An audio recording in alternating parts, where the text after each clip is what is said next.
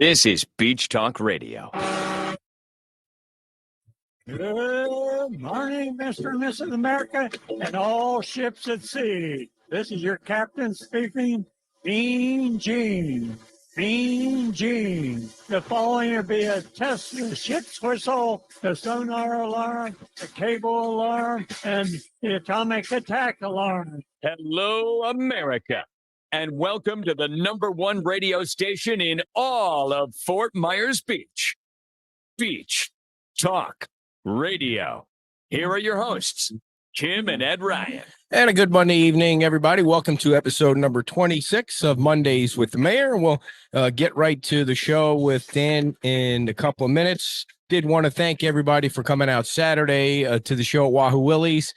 It's a slow time on the beach right now, and we do appreciate that you come down and you watch the show and you spend money at Wahoo Willie's and hang out and watch the show. Saturday was with Kevin Ruane, the Lee County Commissioner, and also he's the head of Resilient Lee. I'm sure we'll talk about that a little bit with the mayor, and also want to make sure you stay tuned until the end of the show so we can tell you about the lineup of restaurants and bars that we have for the day before Father's Day pub crawl, which is the Saturday before Father's Day. What is that? January 17th? Sorry, June 17th. Yeah, it's Saturday, June 17th. It'll be right after the show, and we'll start at Wahoo Willie's on that Saturday. And I just have one question for you. You said you were going to take Why don't you use the microphone? I will take them off. Those off. And you called me a Teletubby with them on. I mean, that's the first. Yeah. All righty. The show today is sponsored in part by the Landau Law Group, folks. It's 8 months after Hurricane Ian came through town. If your insurance company has not taken care of you by now, they're operating in bad faith, and you should consider calling an attorney. And that's the Landau Law Group at 866-703-4878. That's 866-703-4878. They've been helping people on the island get what they deserve money-wise from these insurance companies that are stonewalling residents and ripping people off down there. And you should at least just give them a call and see if they can help. Well, it's not only if you haven't even been contacted, that would be really surprising, but if you haven't gotten what you think you're owed. So right. There's a lot of reasons, unless you're completely happy, give them a call. Right. All right, let's get right to it and get the mayor up here on the show. Number 26 weeks already. Thanks for coming on. Thanks for having me. A little bit of a delay there. Can you hear me? On your end? Yeah, we hear you. It just seems Can you hear us? I can hear you just fine. Okay, great. Seems like we have a little bit of a delay, but Dan, the first thing I wanted to ask you before you got into your updates there was it seemed today like the public comment period in the meeting was a little bit different, that you read emails from people where in the past it seemed like you just say put them in the record and instead of reading all of them, which was another 20 minutes worth of people that are opposed to the Dune walkover. So is that something new? It is not something new. It was just Amy asked if we had gotten a couple of them this week, and she asked if it was okay to read them in. I said, sure. It's not something that we'll do all the time. We just did it today because there was a couple of them that were all the same, essentially. Yeah. So on the Dune walkover, it seems like it's the topic that never goes away on Fort Myers Beach. And do you think there's a possibility that this could come up for a revote? I mean, it would either have to come from you or Karen or John because you all voted yes. Is it possible that you might decide it should come up for another vote? I can't speak for those guys. I can only speak for myself. As I said today in the meeting, I think it's important to let the process play itself out now. I mean, and we're at where we're at. And, I've been consistent throughout this whole thing in the way I've voted. It's kind of out of our hands now. So we'll see where it goes. You'd have to ask Karen or John if they'd be interested in doing something like that. But you're right. John did say that it would have to come through from one of us three. So your answer is no. It's not coming from you. It's not coming from me. Okay. Did you want to jump in at all You- before we? Okay. Do you want to start with any updates, or you want to? If you got any, I'll let you roll. Sure. Yeah, I just got a couple this week. Nothing earth shattering, but a few things that I wanted to add. Thursday, June 15th at 10 o'clock will be the meeting for the Big Carlos Pass Bridge at the parking area on the west side there, just to go over the bridge. Unfortunately, I will be out of town that day, so I won't be able to make it. But anyone that wants to go down and see that, that's on Thursday, the 15th at 10 o'clock. They're looking for donations for kids' clothes for the summer camp. There's a few specific things that were in the flyer that I got, but I've got the information. You can reach out to Nicole.Berzin@fmb.gov. That's Nicole.Berzin@fmb.gov, or you can call 239-765-4222. That's for the kids' clothes. They're looking for donations for summer camp. Also, the last one I really have is the communities development department got a perfect score on their CRS review, which means that everybody will get to save a little bit of money on their insurance premiums. So good job on their part. Okay. Is there a delay here? Is it me? Or? Yeah. There is. I don't know if you want to maybe restart your, if you restart your system or something, and we'll just pull you back in, because it's never happened before. Yeah. And so maybe. All right. So, and I can, what I can do while Dan's doing that is, I can tell everybody. I wanted to save this to the end, but it is what it is. So, the day before Father's Day is when we're doing the pub crawl, and the goal is to raise money for the women's club. The women's club is gone; it was demolished in the storm, and we want to help them raise some money. So we're going to do 50-50 raffles at each location, so you can actually come down and buy a ticket. We're even going to set it up so you can do it virtually and donate money that way, and we'll keep track of your tickets in a book in case you win there. We'll save the money for you that way. 12 o'clock is at Wahoo Willie's. We will have a story about PD's Upper Deck later on in the show. We were there Saturday. 12:30 is PD's Upper Deck. 1 o'clock at the Yucatan. 1:30 at La Ola. 2 o'clock at the Lighthouse. 2:30 at Rude Shrimp, and 3 o'clock at the Whale.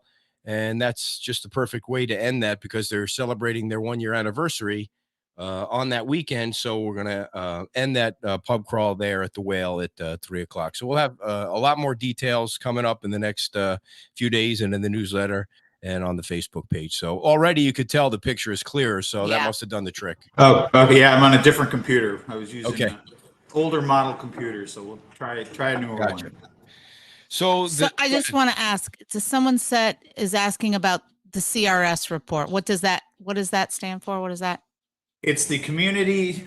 Give me a second here and I'll tell you exactly what it is. I don't want to give you the wrong information. It is.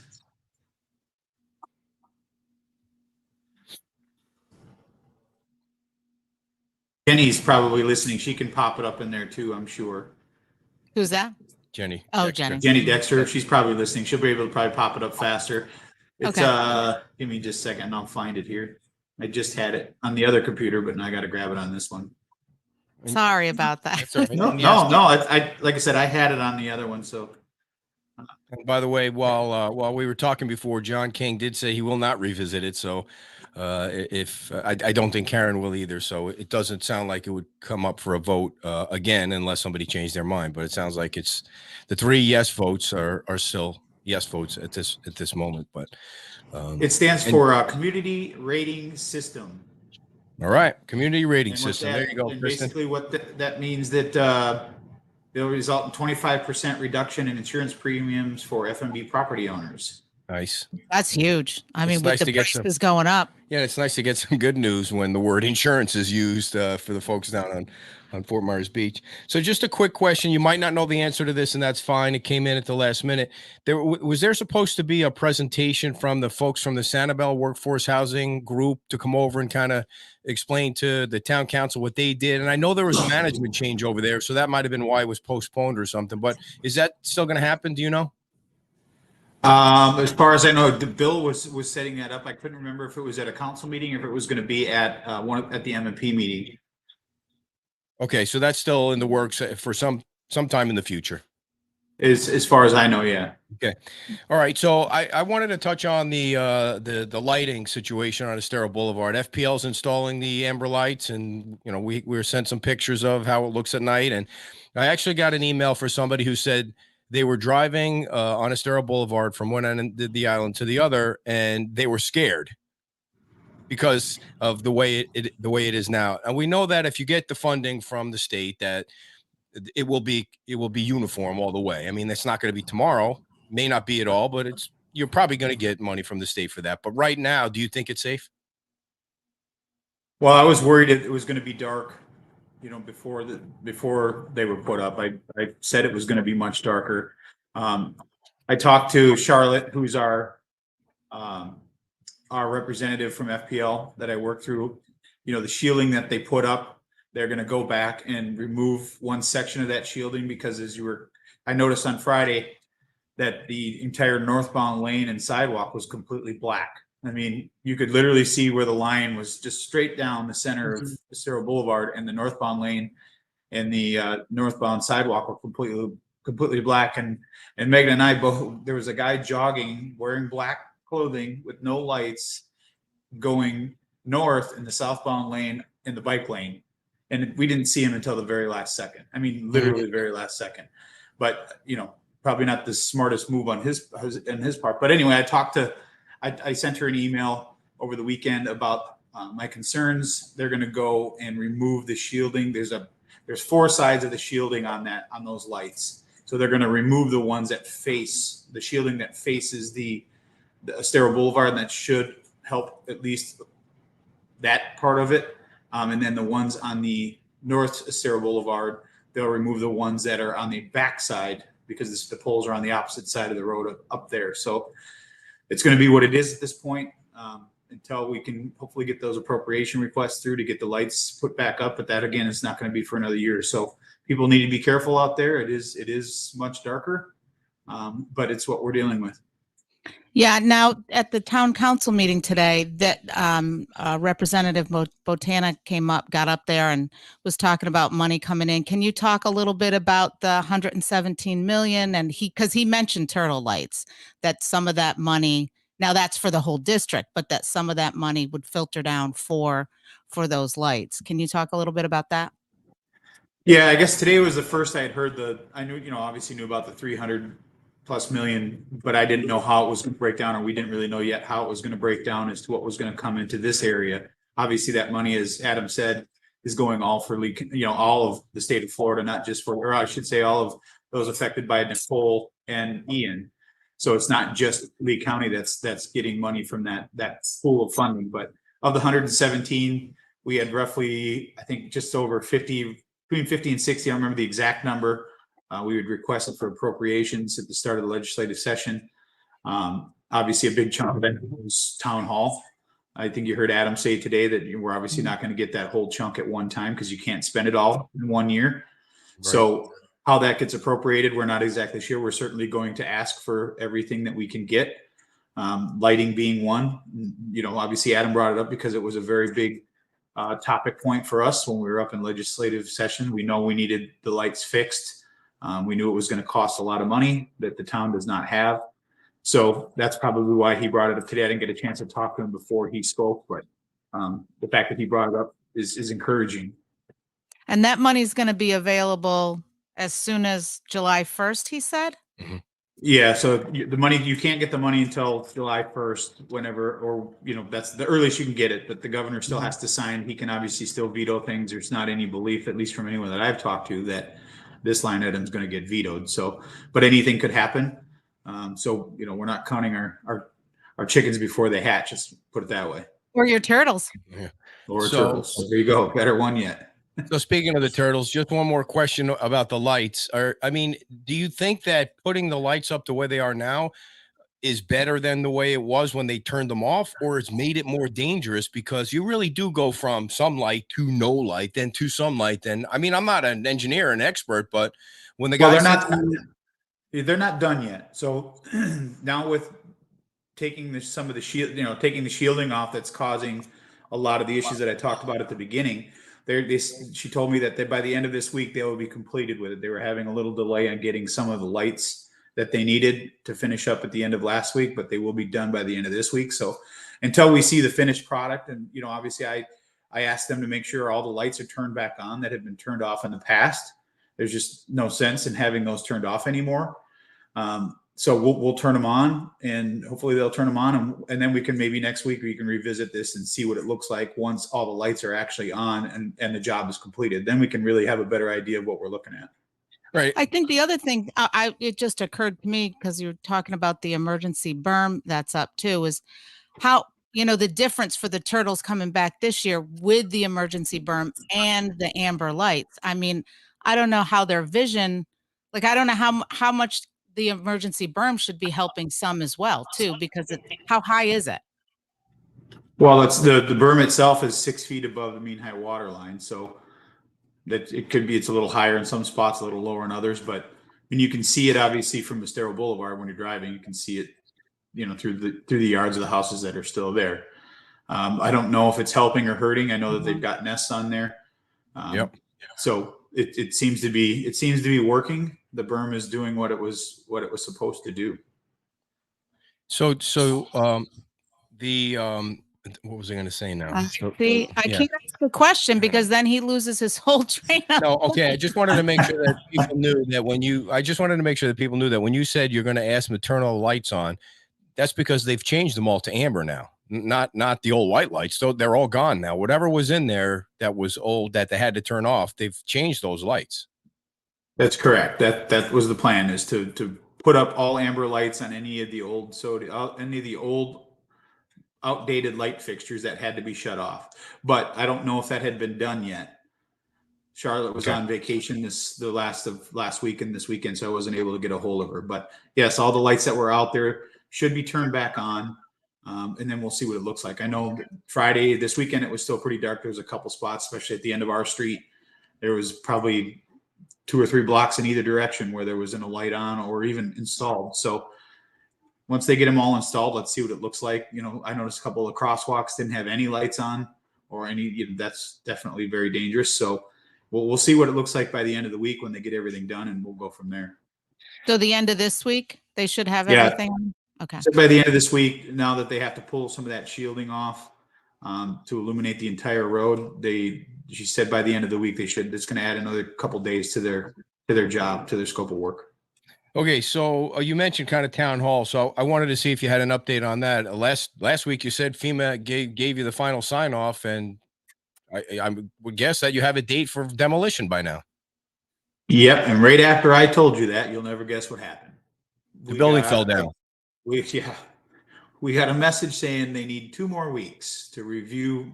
The CRC needs 2 more weeks to review our case, so we can't touch it until they give us the final okay again. The CRC being? Yeah, what's that? I don't remember. I don't know what the acronym stands for. It's essentially the people at FEMA that do the final look to make sure that it's not buildable back within the 50%. And once they say, that they have told us that, their line to me was, what would you do if FEMA wasn't here? And I think we all know the answer to that. That'd already be completely down, and we might even see pilings going in the ground at this point, but joking obviously on that part. But, our tidal basin, our recovery team has told us that is a very bad idea. Do not touch it until they. So wait a second. Wait. But we talked about this on the weekend, that if you don't wait, I think Commissioner Ruane was talking about, like, if all the lights had to be inspected, because if you fixed them before they got surveyed or inspected, it was on your own dime. Right. Well, I get. Well, in this case, the inspections have been done. Okay. But it still has to go through the process, because what could happen, and when I guess Tidal Basin has told us what could happen and what has happened in the past, is someone moves forward even after these inspections and takes down a building or does something, and then they come back and say, well, we need to take one more look at it, but now there's nothing there to look at because it's gone. You just okay. lost. So Dan, I'm pretty sure we're talking the same language here. I'm guessing you're not going to say it the way I'm going to say it, but you might if the camera wasn't on. But it's more than 8 months. The effing wires are dangling from the building. What possibly could they say about that building that would make it fit under the 50% rule? I wish I could answer that honestly, Ed. I don't know. I don't know that process. I don't work for FEMA. I don't understand what the holdup is or what it is they need to look at. Again, it's a process. We had an issue like Lee County did, and all the municipalities for that matter in Lee County, of getting inspectors. There was a shortage of inspectors. So all the mayors got together along with the Commissioner Hammond, and we sat down in an office and talked with Congressman Donalds and said, we need your help. We need you to figure out a way to get us more inspectors, whether they sub it out to other people. And that happened fairly quickly. Congressman Donalds helped us out with getting the word to Washington that we needed that. We did get some more people in, which did help speed up the process a little bit, but now we're in a different part of the process. So, trust me, the building is not there for lack of any other reason than we have to make sure that we're going to get reimbursed for the building. So otherwise it drives me nuts driving in there every single day and seeing it and knowing that there's really nothing we can do about it. Okay. So has there been any decision made yet on where you'll wind up when the whole trailer rental thing goes away and you have to, do you know where you're going to be eventually? Because you can't be there. We can't. Well, right. We can't be there. So no, we just got on Friday, we got our evaluation back for our property. So we kind of know where we stand there.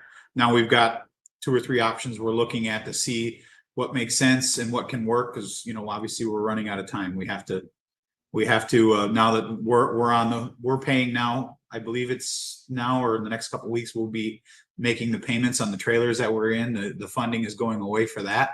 So whether it's going to be there, Bay Oaks, or on our property, we aren't sure yet. But it will be on the island. Everybody. But it has to be on the island. Yeah. It'll, and it's more than likely going to be in those trailers. Just a matter of where those trailers are going to be sitting. Well, that'll be our houses for the next 2 to 3 years. So you'll just keep renting them back? Is that? Or go to Bay Oaks? Yeah, well, we will just assume the contract or get a new contract with the same vendor or maybe a different vendor. I don't know, but probably more than likely the same vendor. We'll just get a new contract with them so that the states is released. Somebody's asking why you can't be in the library. Is the library cleared? The initial conversations with the library there was obviously no elevator, so it has to be ADA compliant, and without an elevator, it's not ADA compliant. That's the short version. They won't have an elevator for a long time, according to Liz. We saw her a couple of weeks ago.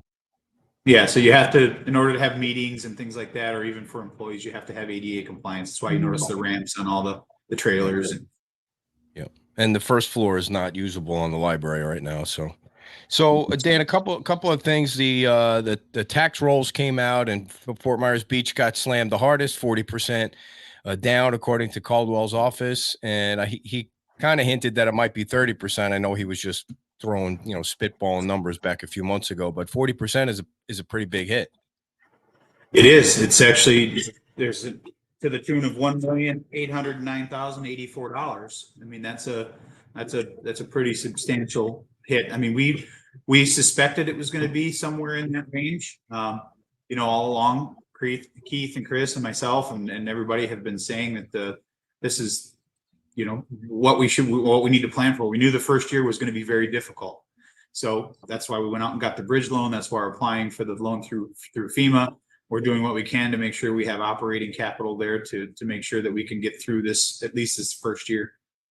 And so the money that you're going to lose from the ad valorem taxes is going to have to come from the other government entities, either loaning you the money or giving you money and forgiving the money to be paid back down the line. But that's where the money's got to come from, right? I mean, where else would it come from? Yeah, I mean, that's that 11.9 million that we got through the bridge loan. That's specifically what it's for. That has to be used just for operations. It can't be used for anything, any development, any kind of building. It has to be used specifically for operational costs. Yeah, and just so the folks on the beach know, the fire department's in the same position. I think they lost the $5 million is gonna. I don't know how they're gonna make that up. I mean, I don't remember hearing them saying they were getting government funding, but maybe they're applying for it. But they're gonna lose money too. Others, at the end of the day, the word that everybody hates to hear is the tax. At some point, something's going to have to happen. Obviously, our number one goal is getting people back in the house and trying to get that revenue stream back, as fast as we can. But you can only build houses so fast, and you can only get people in so fast. So, we're going to do the best that we can. We got that bridge loan. Hopefully, we don't have to use it, but if it's there in case we need it, and it's already been signed. We're just waiting for the EFT to actually show up in the bank, but the documentation's already been done for that. So at least we have a little bit of a safety net there. And, next legislative session, as Adam said today, we'll go back and we'll keep asking for more, and we'll do what we have to do to make sure. And as he said today, and they've told me all along, every single legislator I've talked to, all the way up to the governor's office, have said the exact same thing. Meredith Ivey, all of them, the exact same thing. We're not going to leave you guys hanging. We're going to make sure that you guys get through this. We know you're going to need help, and we're here to help. So I'm going to hold them to their word, and we'll keep asking if we need it. Obviously, we want to stand on our own 2 feet, and we'll do the best we can. This community's already come together and shown that we can do that. It's just going to take a little time, and even the toughest people need help once more. So does that mean Kevin Ruane said it best when we were up in Tallahassee once, and I'll steal his line again because it was perfectly said, in my opinion. It was, we're not asking for a handout, we're asking for a hand up. And that's the case. So does that mean you're going to be heading back up to Tallahassee next time? Because I mean, it Yes. sounds like you had an invitation there. So to go up there and really advocate and Absolutely. I'll go as many times as I need to go up there to do it, because it works. They do listen to you. The last time we went up, it was when we got that check. We had no idea we were getting the check while we were there, but it was a nice surprise, and it was nice to be able to say thank you to our delegation that helped us out, and to all the other people that were there that probably never even heard of Fort Myers Beach, that were there to help, and they all came and shook my hand and said we're here for you.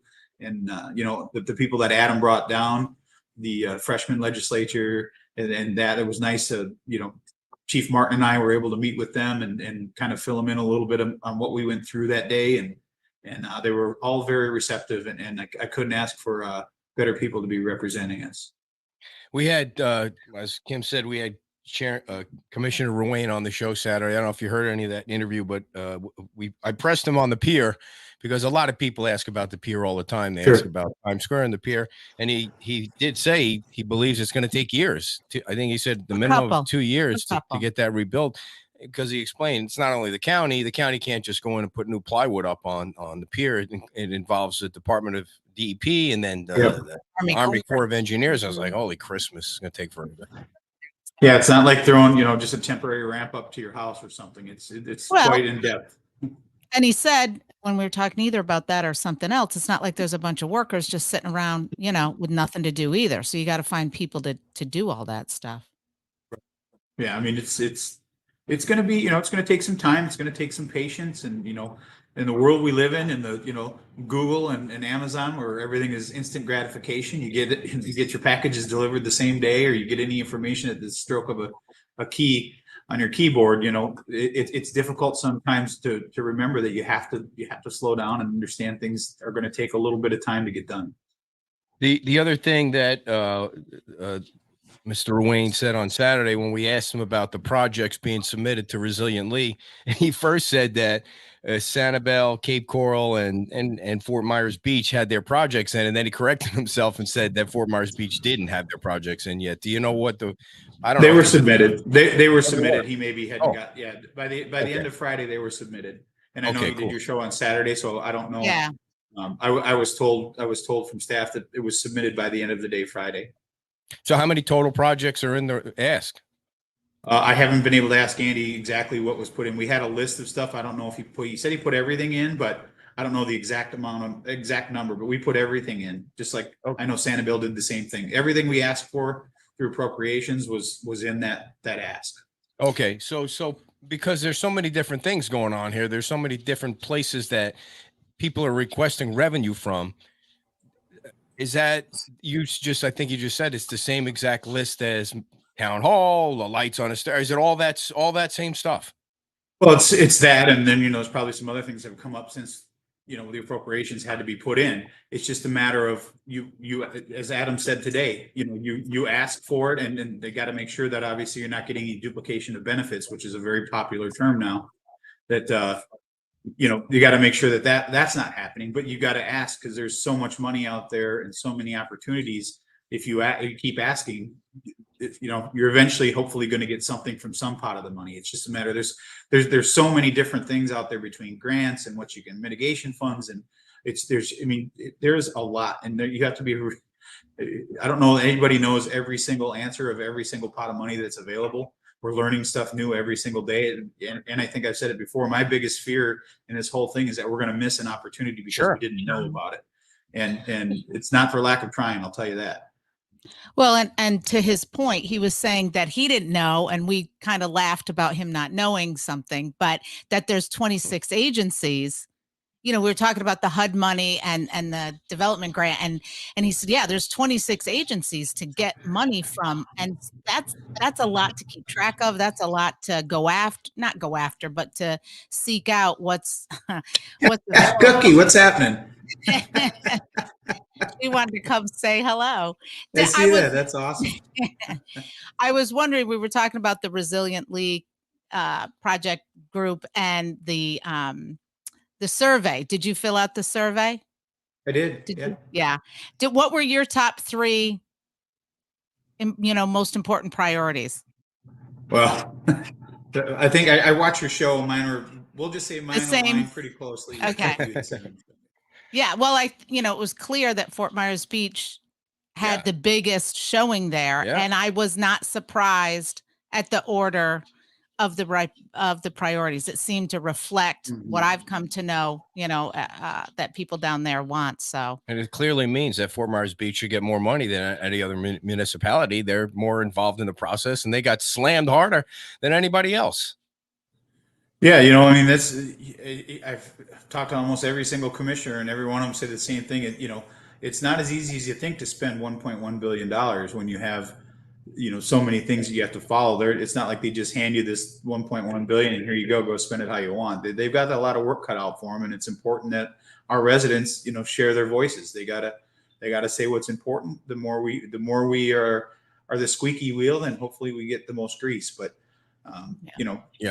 well, and the other thing is about the unmet needs, and that was a good point too, is that you list what you know now, which is maybe different than what you knew a few months ago, and it may be different going forward. So you have to keep, readjusting that list and re-asking. Because what did he say?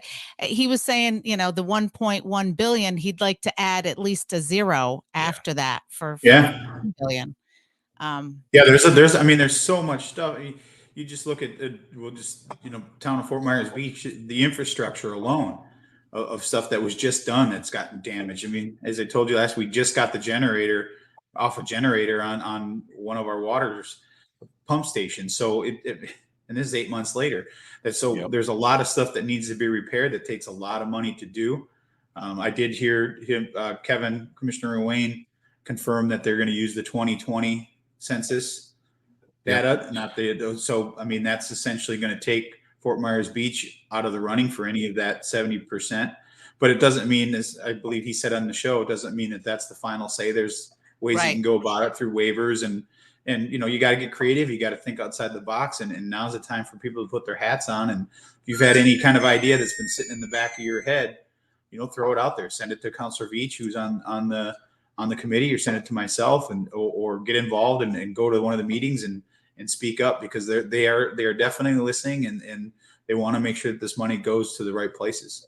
Yeah, and there is going to be more time for public input. He mentioned that, and I wrote the dates down and all that. But if you folks are watching, you should go on the Resilient League website. There are meetings this week. Those other branch committees are meeting this week, and they meet for like 8 hours. There was a meeting today for 8 hours, and I think the housing one is later in the week. So, and it is broadcast on their, I believe you said it's on their YouTube channel. So YouTube channel, yeah, you can see pretty much any meeting, whether it's a branch meeting, their meetings.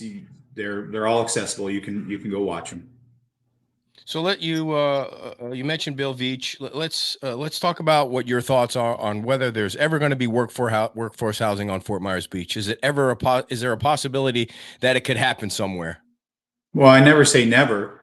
I believe you guys know who Scott Allen is. He's very well versed in this. His brother is got the first project out of the ground in Cape Coral, I believe.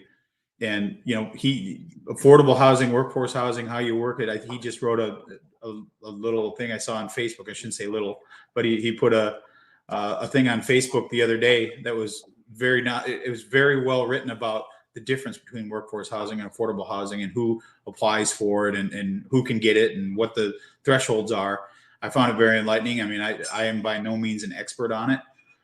But again, I'll never say never. There's always a possibility. We all know that housing is needed for people that can't afford to buy $1 million homes that, are going to work here, whether it's teachers, it doesn't matter.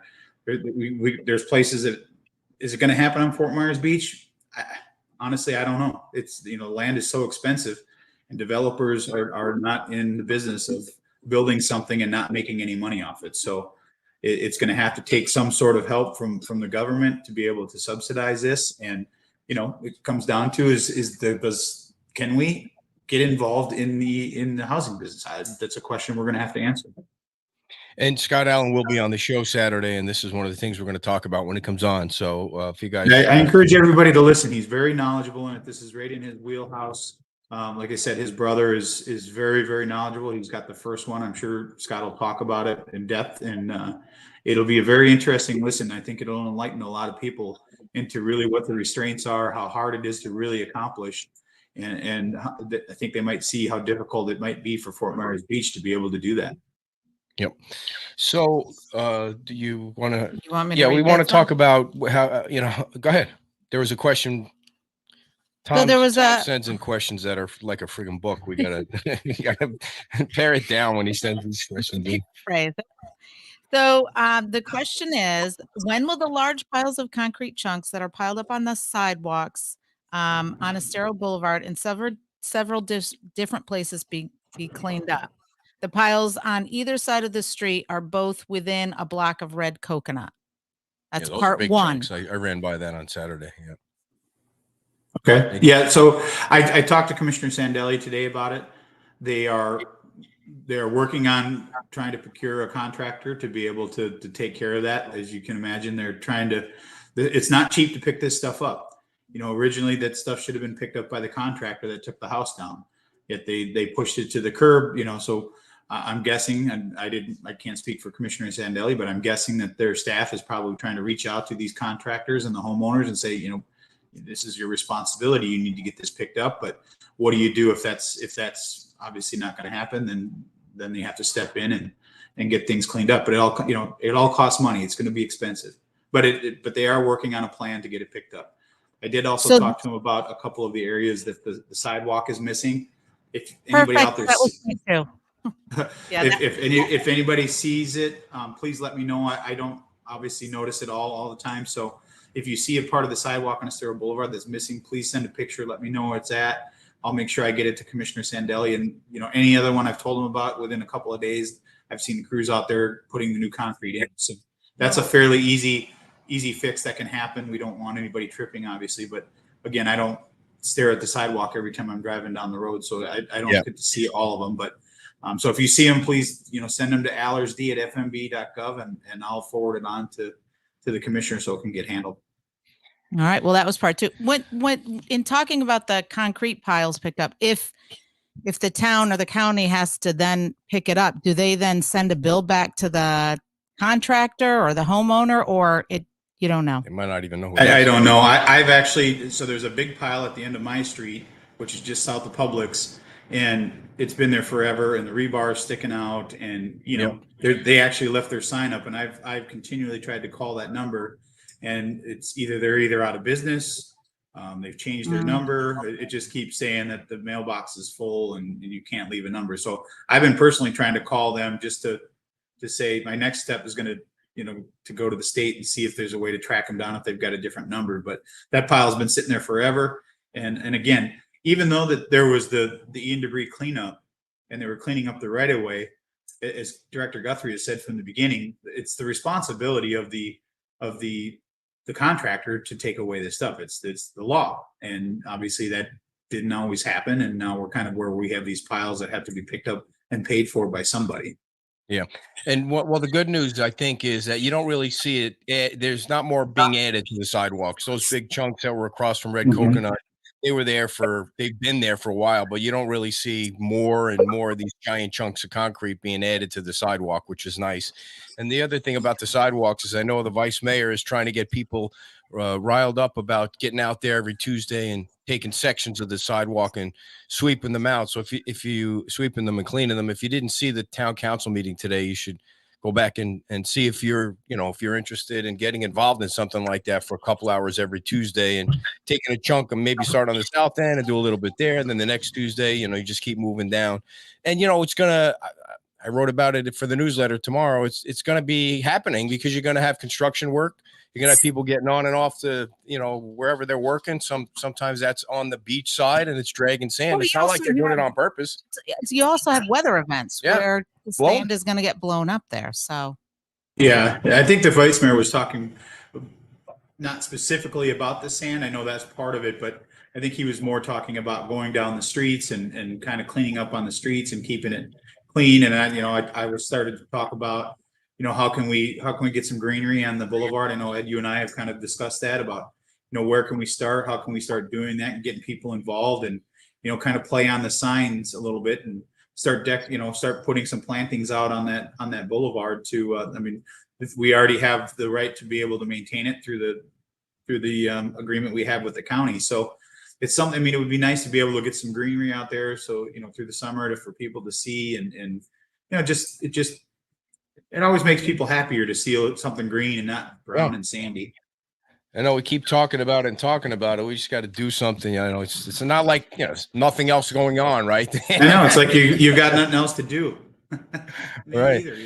Either, did you want to bring up anything else before? no. Did you have anything else you wanted to share? Is Bay Oaks work? Did that start? It has not started yet. I was going to talk tomorrow with Jason. I didn't want to talk to him today because he had his interim manager hat on today. So I plan on reaching out to him tomorrow and seeing where we're at with that. And I guess I don't want to harp on it, but the Bayside Park is just in the whole mix with everything else, right? It's just part of the whole. It's still in the we're getting a weekly update from Tidal Basin on where things are. And so, yep, it's still status quo. Well, and on a positive note, I thought it was great when you guys were talking about the farmers market and being under the bridge. And then I think it was Councilor Veach that suggested maybe, Times Square. And that's perfect within the constraints of putting that new infrastructure in there. But yeah, that'll be that I love that. When Linda first called me to ask me about it, I was like, Times Square would be perfect. That you get not only people that were going to the farmers market, you get like when you have a concert there, you just get passersby that, you could probably snatch some money from that, pick up something there. It's just a perfect spot. And there's nothing wrong with under the bridge, except for you lose revenue because you got to block off parking spaces. Plus you got to find it. It's kind of right now it's kind of out of the way. Yeah. And, Vice Mayor Adderholt brought up a good point too, that, that's where you can park if you got the parking passes if you're a resident. So that's where people go to park. I think Councilor Veach had a good idea. I'll reach out to the county and see if there's something we can do with Lynn Hall Park when we can't have it at Town Hall or at Times Square when we're having to do the infrastructure work there. But everybody likes a good farmer's market. Yeah. Mm-hmm. She does a great job with those. She really does. The vendors are great, and she's totally organized. So it'd be great to have that come back. Ed, you getting tired? No. I'm never tired around you, Dan. So, anything else? Yeah. Anything else you want to add, Dan? No, I think we pretty much covered it. Today was a good day. Did Botana say that some of the legislature was coming down this Saturday or something, or they were coming down for another visit? I thought I might have heard him say that. I was just wondering if I don't recall him saying that, but all right, man. Well, we'll see you at the next meeting, which won't be until you don't have a meeting The M&P It'd be meeting was the- moved to the end of the month, and then the regular- 22nd. Yep. All right. Have a great night. Yep. You too. Take Thanks. care, Megan. Bye-bye. All right. And before we go, we want to make sure we tell you again about our pub crawl and our little PD's upper deck PD's, which we're embarrassed to say was the first time you're ever there. It was Dorston Claims, everybody. You know, Mark has been on the island helping people out for months and months and months. And if you need somebody to help you out with your insurance, you call Mark Dorston at Dorston Claims. You're not going to pay him until he gets you more money. That's the great way to do things. I pay you later. Or I pay you never if you don't get him any money. Tuesday for a hamburger today. Wait, what was that from? No, what was that from? Is that from the Teletubbies? Mark Dorston. All right. 849-2949. 849-2949. Dorston Claims, you want somebody you can trust, and somebody you can trust just like Alex King. If you're thinking of buying on the island or selling on the island, Alex King and Current Coastal Realty. You see them everywhere on Fort Myers Beach, and he's Mr. Trustworthy, not only in buying and selling a home, but the King Foundation has donated hundreds of thousands of dollars over the past 2 years. He's looking to donate more. Alex at currentcoastalrealty.com, 239-849-3663, 239-849-3663. Give him a call. Give Alex a call. We always appreciate Alex because he supports all of our silly events too. So speaking of silly events, we want to try and keep creating events on Fort Myers Beach. Oh, who is that? Like the Hamburglar? Is that who that was? What was Steiny or something like that? Wimpy. Oh, Wimpy. All right. Well, that was a trivia question we could have used on Saturday. Thanks for the help, guy. John guy. Of course, John King would know something related to hamburgers. So, okay, the lineup for the day before Father's Day, and I have to keep remembering to say Father's Day because I got so used to saying day before Mother's Day for the 5K, is June 17th, Saturday, right after the show at Wahoo Willie's. We're going to start there. There's going to be a 50-50 raffle at each location. And it's going to be Wahoo Willie's, then PD's Upper Deck, Yucatan, La Ola, Lighthouse, Rude Shrimp, and the Whale. And we'll end up at the Whale because it's their big anniversary weekend. They got a big giant tent set up, and it's going to be a lot of fun. So See, so the moms get to run and sweat in the heat. But for the fathers, we're going to be here's the thing. Relaxing, having some beverages. You're not the first person to say that. Here's the thing. The dudes are lazy. This in the 5K, 70% of the registrations, the runners were women. The women care about taking care of themselves. The dads and the dudes, Well, you just have to force they them. don't You care. know what? You can't force them to do something. They're going to clean sidewalks as they go. No, you can't force them. I was in shock when I saw it was 70%. I You was should embarrassed. I be. was embarrassed for the male race that there was only 30%. So we went to PD's Upper Deck on Saturday. We were actually leaving. We were thinking about doing a fun a 1 mile beer run, but I'm having a thought that the liability for that is way more than we want to deal with, especially with the friends and folks that we know on Fort Myers Beach. So we went to PD's Upper Deck, and we're embarrassed to say we'd never been there before the storm or anything like that. We would go to Pete's Time Out and hardly ever leave and then just get in the car and go home. But the folks there were so nice. The view is freaking awesome.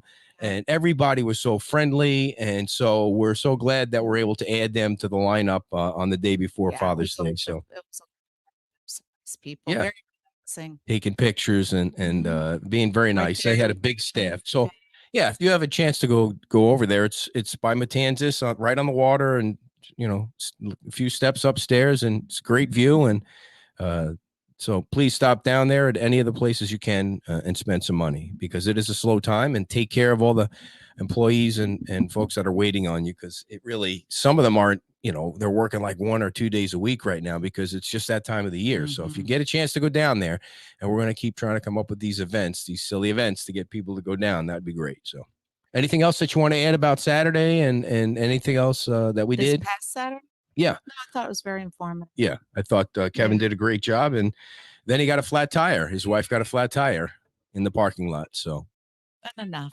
yeah, we helped him change the flat tire, which was interesting because and in a vehicle that they had, the spare tire comes flat. You don't have a spare tire that's Inflated. It right. doesn't come flat. It's just not yet Right. inflated. And I'm sure that's to, you Yeah. know, not take up as much Sure. space and be compact. But they give you They give you a pump. the pump and you know that you Directions. plug in. Yeah. Well, there They had I don't know what they ran over, but clearly it's a construction zone down there. Yeah, it But was they a had a big giant piece of metal in that tire. There was no way it wasn't going flat. So nope. I I mean, do think it can be repaired because it was in the tread, but Yeah. see. we call that making memories when stuff like that You happens. So just- thank you all for tuning in. Thank you all for all your donations. Feel free to continue to do that. It's a new month. Buy KimandEdCoffee.com. And we appreciate everything. And we'll see you Saturday with Scott Allen and Ben Duval from Tuna Skin. It's that time of the year again for the big fishing tournament. Yep. Bye-bye.